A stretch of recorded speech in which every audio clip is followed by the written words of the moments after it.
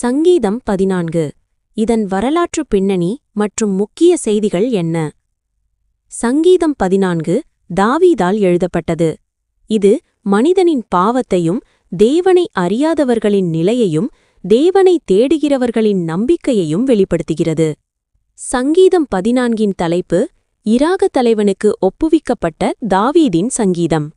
இது ஆராதனைக்காக பயன்படுத்தப்பட்ட சங்கீதம். பாடகர் குழு தலைவருக்கு கொடுக்கப்பட்டது. இது தேவாலய ஆராதனையில் பயன்படுத்தப்பட்டது என்பதை காட்டுகிறது.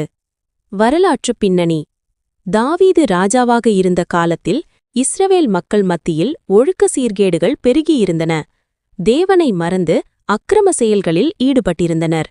இந்த சூழ்நிலையில் தாவீது தேவனை அறியாதவர்களின் மடமையையும் துன்மார்க்கத்தையும் கண்டு மனம் வருந்தி இந்த சங்கீதத்தை எழுதினார். இது இஸ்ரவேல் மக்கள் தேவனை விட்டு விலகிச் சென்ற காலங்களில் எழுதப்பட்டிருக்கலாம். முக்கிய செய்திகள். 1. தேவனை மறுதலிக்கும் மடமை.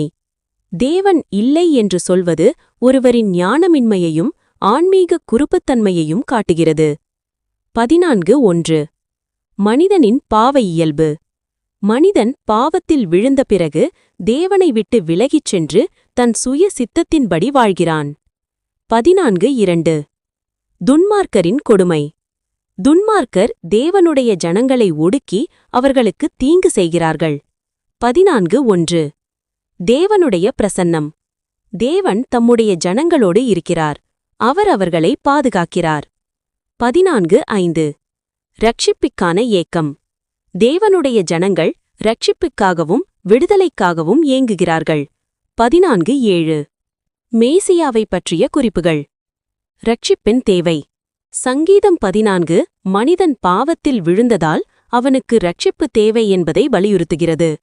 இயேசு கிறிஸ்துவே மனிதகுலத்திற்கு இரட்சிப்பை கொடுக்க வந்தவர். அவர் நம்முடைய பாவங்களை மன்னித்து நம்மை தேவனுடன் ஒப்புரவாக்குகிறார். தேவனுடைய பிரசன்னம். இயேசு கிறிஸ்து தேவன் நம்மோடு இருக்கிறார் என்பதற்கு அடையாளமாக இருக்கிறார். அவர் இம்மானுவேலாக நம்மோடு கூட இருக்கிறார். மத்தேயு 21:13 இதோ ஒரு கன்னிகை கர்ப்பவதியாகி ஒரு குமாரனை பெறுவாள், அவருக்கு இம்மானுவேல் என்று பெயரிடுவார்கள் என்று சொல்லப்பட்டது நிறைவேறும்படி இதெல்லாம் நடந்தது. விடுதலை மற்றும் மகிழ்ச்சி.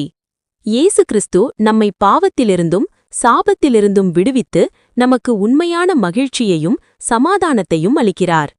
சுருக்கமாக, சங்கீதம் 14 தேவனை அறியாதவர்களின் மடமையையும் பாவத்தின் விளைவுகளையும் சுட்டிக்காட்டுகிறது. இயேசு கிறிஸ்துவே நம்முடைய இரட்சகர். அவர் நம்மை பாவத்திலிருந்தும் மரணத்திலிருந்தும் விடுவித்து நித்திய ஜீவனை அளிக்கிறார். ஆமேன்.